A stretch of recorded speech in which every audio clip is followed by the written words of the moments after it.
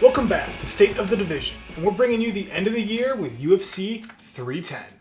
A card that looks pretty good, and I'm surprised I haven't really heard more about it leading up to it. We got fights like Guida serving as a prove-it match. Chiesa Griffin looks like a fun matchup. Reyes Smith has both fighters trying to re-enter that contention. Rahkmonov Garry has both fighters basically fighting for that next title shot and the chance to stay undefeated. Not to mention the title fights between Pantoja, who's been having a hell of a run as the flyweight champion, and Asakura, who's coming over red hot and looking to keep that heat high. Overall, I think 310 is a really good chance to end the year on a decently high note and set up a lot of big matches and stories for next year. But before looking at all of the fun stuff, we have housekeeping and the butcher's bill. Starting with the butcher's bill. But before looking at all the fun stuff, we have housekeeping and the butcher's bill. And starting with the butcher's bill. Taliesin Teixeira is out against Brzeski. Brzeski will now face Nzechukwu to open the card. Second up, Vincent Luque will now face the Gorimbo as Nick Diaz is out of his fight for unknown reasons or ones I just didn't care to look up.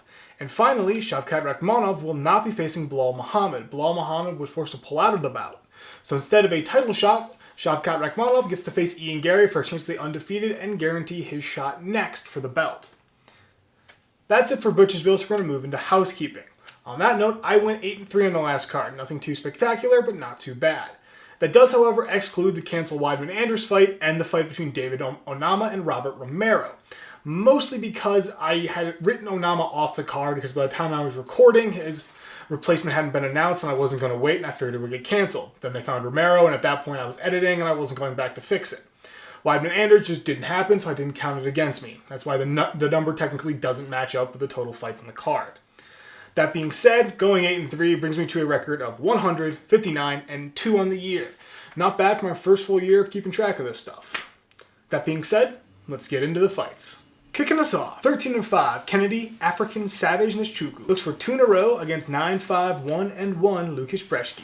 Even age across the board at either 3 inches or 1 inch in height, favoring Nzechukwu, with additional inch in reach heading his way. Now, Nzechukwu has only recently made the move to heavyweight as of October of 2024, but did open his heavyweight run with a win. Stylistically, he's a killer-be-killed fighter, with each of his last 4 wins being by finish, 3 KO, 1 submission. He does tend to stay on the feet and swing with his opponents, a 5-4 to 4-8-3, showing that off. Now, he is capable of taking the striking lead, but in equal measure, he will end up behind and has to go for that finish to have a chance of winning. Now, obviously, he does have that finish power, but also has a somewhat dynamic style that he is able to use to catch his opponents. He does have a .58 takedown average, but they are a bit inconsistent in how they show up during a fight. Brzeski has struggled a bit in the UFC with a 2-4 UFC record. Stylistically, looks to be a striker with 5 career KO wins and a 4.90 to 3.51 in striking, though he hasn't landed a KO in the UFC so far and has been finished on the feet twice. I don't quite know about his strike variety, but looking at his fights, he seems to do well when he can take a demanding lead and dictate pace. He has a .46 takedown average, but in turn hasn't landed a takedown since 2021, and that was in the Contender Series.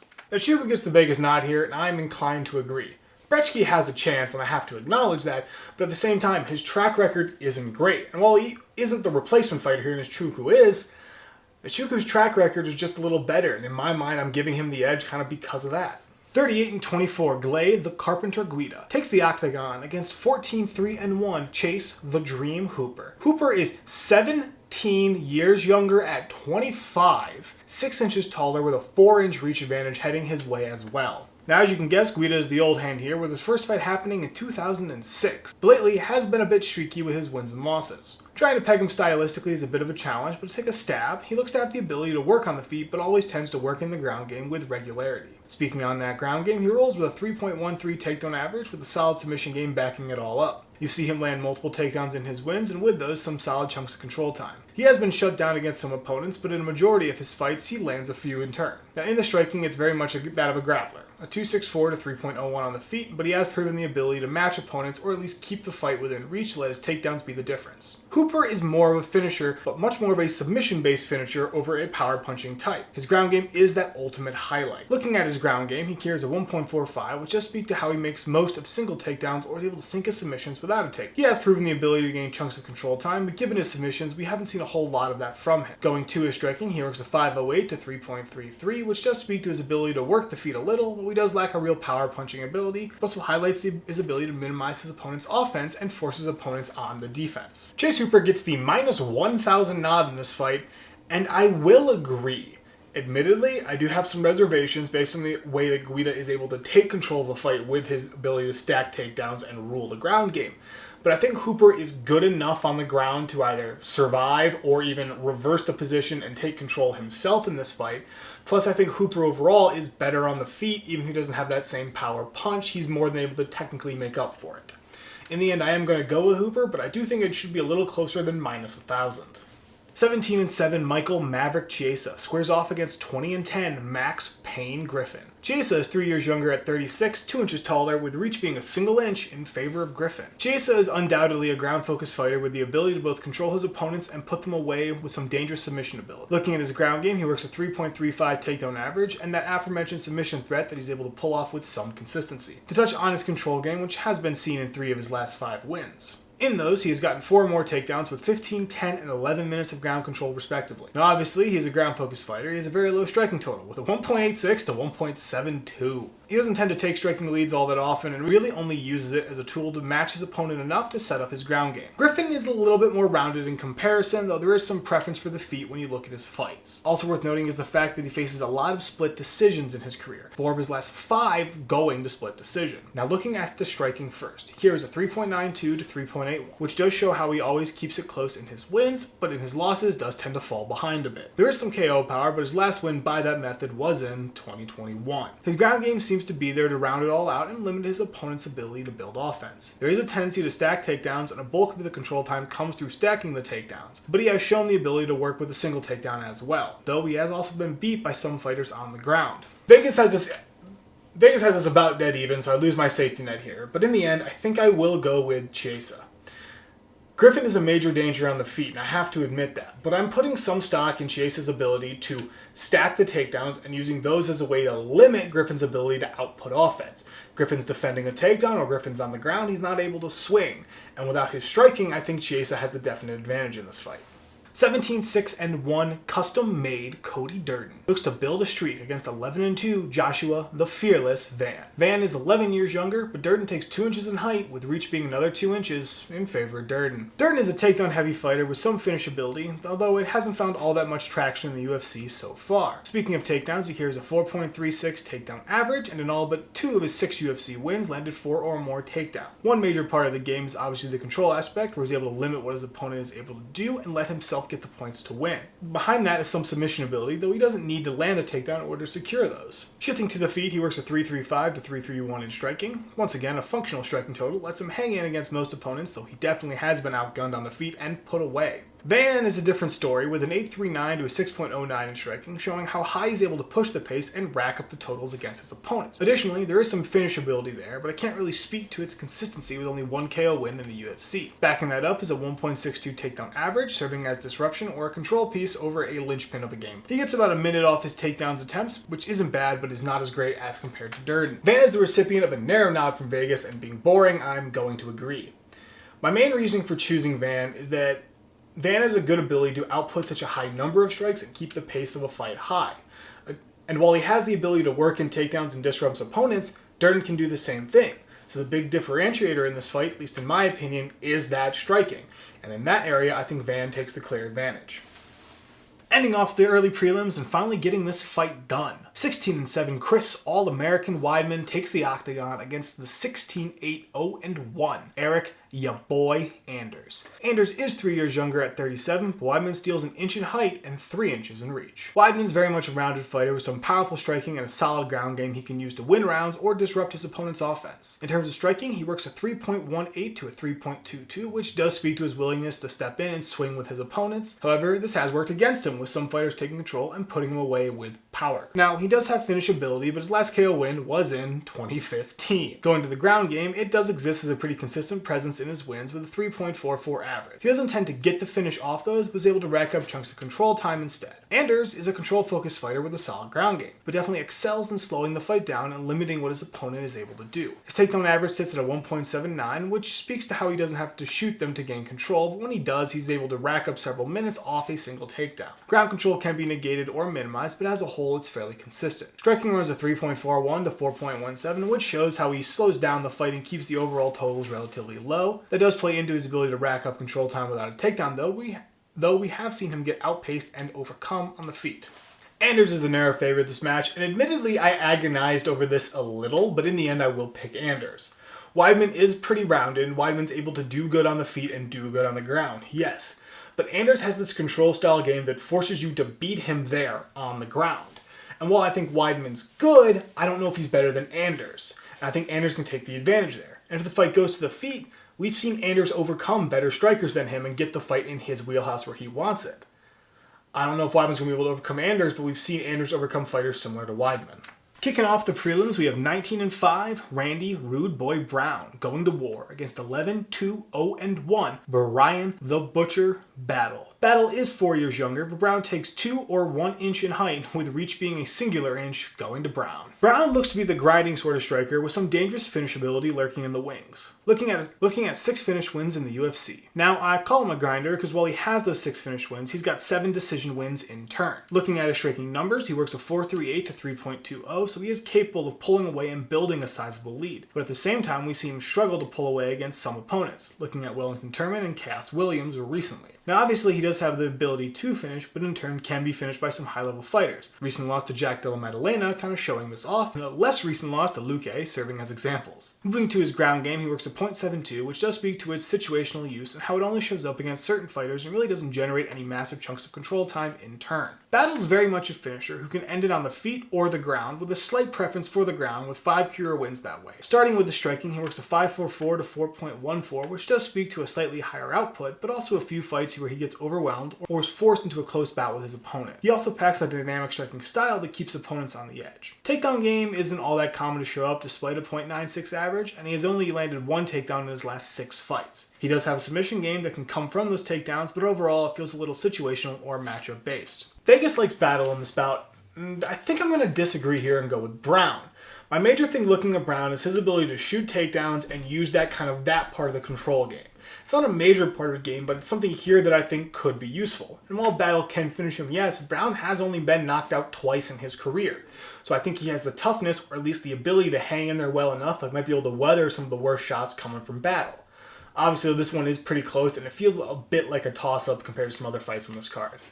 18-0, Movsar Evloev looks to cement his title shot with a win over former champion, 24-4 Aljamain Funkmaster Sterling. Evloev is 4 years younger, either 1 inch taller or a dead draw for height, with reach being a single inch, favoring Evloev. Evloev as a whole is a control-focused dominator, smothers his opponent's offense with aggressive takedowns while peppering them with shots and racking up the damage. Looking at his ground game, he carries a 4.75 takedown average into this fight and is on full display in his UFC career, with all but one of his UFC fights featuring at least 2 takedowns. He doesn't seem to go for submissions all that much, but does have 4 in his career. Striking is also very solid, a 4.43 to a 2.89, and while it isn't the major focus of his game, he's able to slow down his opponent's offense, which sets him up for some comfortable striking leads. Sterling is very much still his old self with his old style. The ground-heavy style that revolves around choking his opponent's offense and giving him massive chunks of control time. On the ground, he works a 2.31 takedown average with a consistent presence in his wins and the ability to shut down some pretty explosive offenses. Now, he can be taken down like in his fight against Henry Cejudo, but we have seen him survive and minimize a lot of the damage coming from that. On the feet, he isn't a slouch and has been able to do some serious damage and put some people away there. But I do have to admit that a large part of that is definitely being able to smother his opponent's offense with takedowns and forcing them to fight behind and a little reckless. Vegas gives the nod to Evloev, and I wrote the side live for some reason.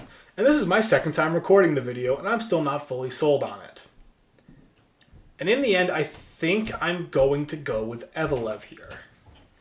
My reason for picking Evloev is that I like his more aggressive takedown style. I don't think Sterling's too passive or anything, but I think Evloev's power and his tendency to get on top and control from there puts Sterling at a disadvantage when Sterling wants to go to the ground and he wants to backpack you, he wants to smother you and kind of sit there with you while peppering you with light shots. Evloev likes to dominate you more, if you want to use that word. Pick you up, put you down, and smother you. While Sterling can survive that, we've seen him do it, I think Evloev just outclasses him just enough there to put him on the back foot there. And obviously on the feet, I think these fighters are pretty even, with a lot of Sterling's advantage coming from the ability to work range and angles, but against Evloev, his range is somewhat negated, and in terms of angles, I think Evloev's good enough that he might shoot whenever he wants and force Sterling onto the back foot. 22-10-1 Vicente, the Silent Assassin Luque, takes on the replacement. 14-4 Themba, the Answer Gorimbo. Dead draw in age, with Gorimbo taking 2 inches in height and 2 inches in reach. Luque comes into this fight a killer-be-killed fighter capable of bringing it and posing a threat every fight he's in. Obviously, the major weakness of his style is the fact that while trying to finish, he is open to being put down, 2 of his last 3 losses coming that way. Looking at his striking first, he has the swang and bang numbers of a 5.07 to a 5.21, where he always willingly walks into fire, relies on his power to put his opponents away, or get them on the back foot where he can take advantage of them. As mentioned, his weakness is running into people who either can neutralize his striking or match him in power. Does have a takedown game, a 1.0 average specifically, but it very much reads as a matchup or situational based part of his game where he brings it out when it is beneficial, not always in every fight. Gorimbo is the later replacement, not exactly a late replacement if you know what I mean, but to focus on the fighter. Stylistically, Gorimbo is a bit of a grinder, though he does seem to push the pace and dominate his opponents, though the finish hasn't been there all that much in the UFC. Looking at his striking totals, he rolls with a 3.11 to a 1.07, which does speak to how he smothers a great deal of his opponent's offense and racks his totals up over 3 rounds. Now, we have seen him get matched early in his UFC career in terms of the striking, but recently has been solidly in the lead for his fights. No small part that's due to his ground game with a 4.89 average and constant appearance in all but one of his UFC fights. And with that is his ability to take the massive chunks of control time, 9 minutes off 7 takedowns in his last fight. Vegas gives the nod to Gorimbo in this fight, and I think I'm going to disagree here. A small part of that is that Gorimbo is the replacement fighter for this card. He's not coming in with a full camp. I do think that matters a little. The other part of it is that Gorimbo really relies on pushing that pace and controlling the action. And he's facing somebody who does the exact same thing as him.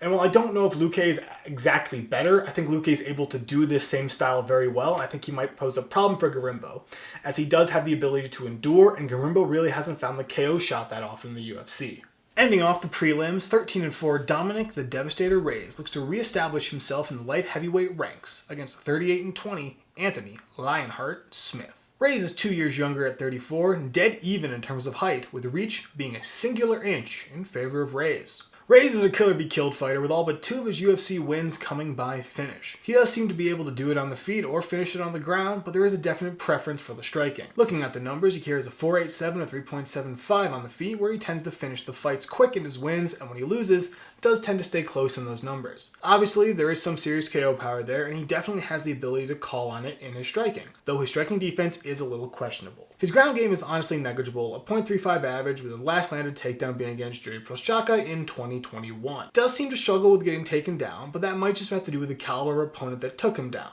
Smith is still an awkward fighter to really try to describe. He has a very good ground game capable of taking fighters down and setting up submissions or racking up the control time. But while his striking is rough, he's proven the ability to hang in and draw on some sneaky power to swing the tide in his direction. He only has a .46 takedown average, but in most of his wins we see him land a takedown and use it to rack up some control time or even play off his opponent's attempts or them being out of position to land more submissions. Looking at the striking, he has a 3.24 to 4.60, where he tends to win close in terms of the striking numbers and then lose big where he gets overwhelmed by his opponent. His most recent loss has him being outstruck 51 to 100. But as mentioned, he has some sneaky KO power that comes out at surprising times. Dominic Reyes is the Vegas pick, and I know it's boring, but I'm going to agree again. I don't want to count Anthony Smith out, but when you look at everything, Reyes looks to be the better striker with the more consistent power coming out. And when Reyes does go to the ground, he's proven the ability to go to survive, or even just the ability to straight up not go to the ground when he wants to. He's been very good at staying on his feet, and when he does go down, as mentioned, he's found a way to survive and go the distance in a lot of fights. So I think more of the numbers just stack up in favor of Reyes in this match and gives Anthony Smith a lot of work to do if he wants to win. Bringing us into the main card, we have 18-5 Nate the Train Landwehr, looking for his second win of 2024 against 15-4-1, the Korean Superboy Do Ho Choi. Choi is 3 years younger, with either a dead draw in height or a single inch in reach going to Choi, with reach being 2 inches in favor of Landwehr. Landwehr feels like a finisher, leaning towards the killer-be-kill side of things, but is capable of going the distance. He seems to be a good mix of striking and ground game, and honestly, I'm having problems really telling if either is more of a preference over the other. I do think his striking is very solid, a 6.25 to 5.75 average, speaking to a pretty high output and ability to keep up with most of his matchups. Does have some KO power, but it hasn't been the most present thing in his UFC run so far. Slightly more prevalent has been his ground game with a 1 flat average and playing a pretty heavy role in 3 of his 5 UFC wins. With them, he has been able to work towards submissions and build good chunks of control time and limit the worst of his opponent's offense. Choi has been dealing with a string of losses as of late, but did rebound in 2024 with a win over Bill Algeo. Stylistically though, he feels feels very much like a kill-or-be-killed fighter with a penchant for putting people out on the feet. He does tend to work quick, but has shown the ability to go the distance. But numbers-wise, he works a 4.41 to 4.49. Does highlight a decently quick pace, though the number does suffer from his tendency to end quick, but also does show how he has been matched several times during his losing streak and was unable to land the shot he needed, which is a risk with his game given that he can be caught working for the finish. In the ground, he works a 0.75 takedown average, and it really hasn't been a major player in most of his wins, only showing up in one of them, a win by KO as well. Vegas has this one close again, but does give the nod to Landwehr, and once again, I'm going to agree with Vegas here. I think Choi can pose a problem, and Landwehr's tendency to wade into fire and get hit is an issue with someone like Choi, who can put you away with a pretty good power punch. But Landwehr's had the more UFC success. He's been able to find his groove more, and he's been able to work his style a little bit more than Choi's been able to, so I'm going to give the nod to Landwehr here. 16-2, Bryce Thug Nasty Mitchell squares off against the 5-2 Kron Gracie. Mitchell is 6 years younger, either dead even height or 1 inch favoring Mitchell, but reach being a true dead draw. Mitchell is a ground-focused, control-based fighter who makes use of an aggressive and effective takedown game to take that control. In that regard, he works a 3.45 takedown average, and with all but one of his wins featuring at least one takedown. And the one without a takedown had him with 2 submission attempts and 3 minutes of control time. Now, he does have some submission ability and regularly does throw attempts, but doesn't seem to land them too much, though the looming threat is normally a dangerous element fighters have to look out for. Additionally, his takedowns and control times serve choke his opponent's offense, with the most strikes an opponent had landed against him being 51 back in 2018 on the Ultimate Fighter finale. Now, his striking is just completely functional, a 2.30 to 1.63, but as mentioned, his game is more so control, so the strike count's never truly that high. Gracie, to the shock of no one in particular, is a ground-focused fighter who has some dangerous submission ability. But that all has only shown up once in the UFC with his first fight in 2019. We have to look at his ground game success outside the UFC to really get an idea of it, because in the UFC, he decided to try and strike with likes of Cub Swanson with 0 takedowns and Charles Jourdain, who not only outstruck him, but racked up 6 minutes of control time. And with a 3.7 to 6.82, you can really see the weakness in his game and the incredible reliance on the takedowns and control time. Mitchell's a heavy favorite here, and I will agree. Obviously, Kron should be and probably is dangerous on the ground. When you look at the whole of the fight, Mitchell's not bad on the ground either. And Mitchell's had the more UFC success, the more recent success against any sort of opponent. And Kron's tendency to get caught on the feet when he doesn't want to be, and his choice to not either use the ground game or not able to really use it against the last 2 fighters he faced is a little off-putting. So based on the UFC success and the fact that I do have faith in Mitchell's ground game to at least survive what Kron Gracie should be able to do, I'm going to give it to Mitchell. 12-2, Cyril Bone Gamin Gane looks to re-enter the title picture with a rematch win over 38-10 Alexander Drago Volkov. Gane is somehow 2 years younger, 2 or 3 inches shorter, with a whopping inch of reach going to Gane. Gane is a bit of your classical heavyweight with a huge emphasis on striking and finishing his opponents. He carries a 5.49 to 2.19 in striking, which does speak to his ability to pour on his strikes and get his opponent into the deep end of fighting from behind. As a heavyweight, he is more than able to bring the power out almost on a whim. Now, he has proven to be able to hang in against other strikers with similar pace and was even able to outpace them. In their first meeting, he was able to outstrike Volkov 135 to 115 and win by unanimous decision. Now, in terms of takedowns, it isn't really a heavy part of his game, but instead of recovery or disruption piece, used very little. Volkov is remarkably similar as a heavyweight striker, capable of putting people away in a heartbeat. Now, I do feel that some of his striking is a little cleaner, more measured in comparison to Gane, but overall he has similar numbers, a 5.13 to a 3.0. Very much able to pour it on and build those solid striking leads and slow his opponent down by working his range and movement. Once again, takedown game is negligible as a 0.45 as something used in specific matchups or to cause disruption. Vegas likes Gane in this fight, and honestly, I'm a little torn here. These two have fought before and we saw the result. So the question coming into this fight is, what has changed? And the problem is, I don't think much has. I think in the end, they're still kind of the same fighters that they were. I don't think their games have exceptionally developed one way or the other, but they've kind of proven where they stand. So I'm going to pick Gane to win with kind of the idea that Gane's going to be able to execute a very similar game plan to what he did, and that both fighters still match up very well against each other, and that Gane, being a little bit younger, is going to be able to bring out the power a little bit more, and Gane's really going to be able to kind of fall into his game plan that he wants to do versus being dragged into Volkov's game plan and letting Volkov kind of get his speed and his pace going. For the co-main event, 18-0, Shavkat Nomad Rahkmonov looks to stay perfect against fellow undefeated fighter, the 15-0 Ian the Future Garry. Garry is 3 years younger, 2 inches taller, but does surrender 3 inches in reach to Rahkmonov. Rahkmonov looks to be a finisher through and through, each of his UFC wins coming by either KO or submission, though submission has been his preferred method in the UFC. Going to the numbers, he works a 1.49 takedown average, which speaks to both his efficiency with working off single takedowns or even be able to work off his opponent's positions or scrambles. Obviously, he can gain control time, but with his aggressiveness and always pushing for the submission, we don't see a lot of that part of his game. Striking is good, but some part of the ratio has to do with how he limits his opponent's offense. All that being said, he works a 4.12 to a 2.41 on the feet and seems to have a decently diverse style, able to mix in kicks to provide some diversity. With that, there is some KO power there, but we have only seen it once in the UFC. Garry does differ a bit stylistically. He's more of a grinder with a bit more of a faster pace in terms of the striking. Speaking of that, he has a 5.50 to a 3.17 on the feet, which highlights his ability to deal damage and avoid a good deal of it coming back his way with a fairly measured style and solid defense. The KO power has shown up, but only thrice so far in the UFC, so it definitely sits as more of a looming threat. Takedown game backs all that up with a .77, which does show that he doesn't necessarily need them to win, but still use them to good effect when shot and landed. He does only have a 55% accuracy, so it will be interesting to see if Rahkmonov can take advantage if he manages to defend a shot. Rahkmonov takes the Vegas nod by a decent margin, and I do think this should be closer on paper. I will agree either way. I don't think Ian Garry's bad, but I think Rahkmonov's takedown game and his aggressiveness with that takedown game is something that can be used to good effectiveness against Garry. Garry's good at working his range, he's good at controlling the pace of a fight, but when facing someone like Rahkmonov who's going to be relentless and pursuing that finish, Garry's kind of in constant danger. I don't know if Garry's ground game is going to be able to do enough to completely neutralize what Rahkmonov is throwing at him, which becomes the ultimate question. Can Garry slow down Rahkmonov enough to take it the distance, or is Rahkmonov going to be able to get his pace going against Garry?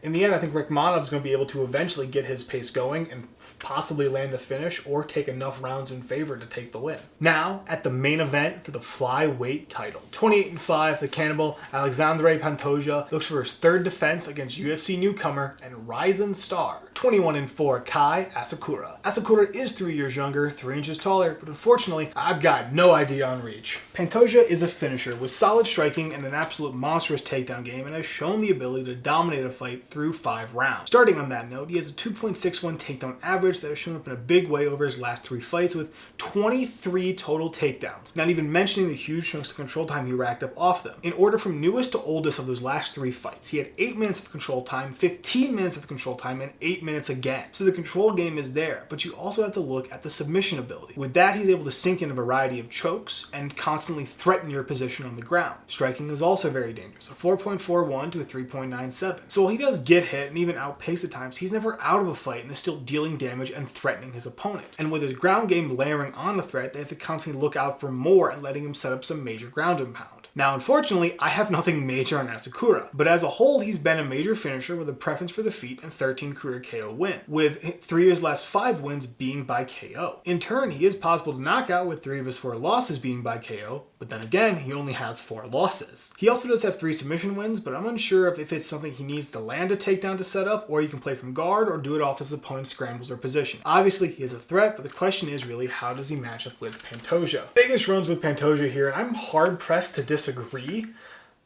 Asakura is a bit of a wild card for me. I don't have a lot of data on him. Obviously, he's dangerous on the feet. He's able to really get the power, get some dynamic strikes going, and catch people and put them away.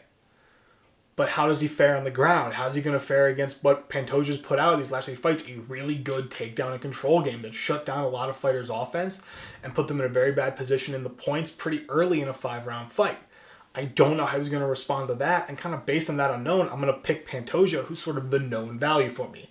I've seen most of his last 3 fights. I think I missed one of them. But in the end, I think Pantoja is just the more known value, which gives me more faith in his ability to win versus Asakura, who's more of the wild card. And in the end, that's UFC 310. I think has a really good chance to end the year on a really high note. As I mentioned, you got a lot of really good fights in there. A lot of these fights seem really close on paper, though how they play out is always a question. And I think from top to bottom, you've got enough names to draw attention and a lot of potential to have these fights to blow up and have major consequences for what happens next year. Hell, Sterling Evloev, that can determine a title contender. Asakura Pantoja determines the champion. If Pantoja defends, who's he fight next? If Asakura wins somehow, who does he fight next? Hell, Rahkmonov Garry, winner of that, I imagine, gets a title shot against Bilal. Reyes, Smith, both of those guys are fighting to put their names in contention. It's a loaded card with a lot of possibilities kind of stemming from it. I think it's a good way to set up the next year. But after all that rambling, This has been State of the Division with UFC 310. Go ahead and leave a comment. Tell me what you think I got right, got wrong, what you disagree with, what you agree with. Tell me what you think of the video, whatever else you may have on your mind. And with that, thank you for listening, and have a good fight.